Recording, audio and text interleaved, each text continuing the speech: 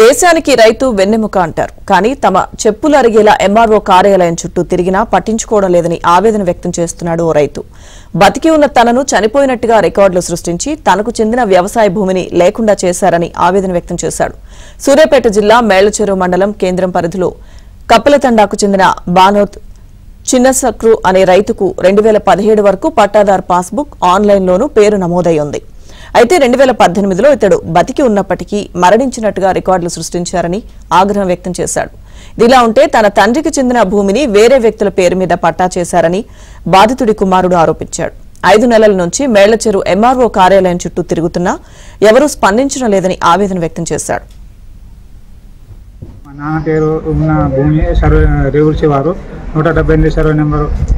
అయితే 2018 వరకు 17 వరకు ఆన్లైన్లో ఉన్నది.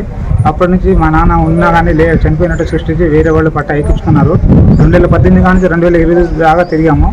3 సార్లు ఆన్లైన్ చేసాం కానీ 3 సార్లు రిజిస్టర్ చేసి పడేశారు.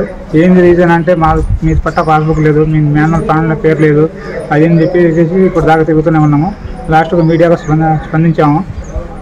మీడియా వాళ్ళు మేము అందరం కలిసి మళ్ళీ మేడం దగ్గర వెళ్ళాము.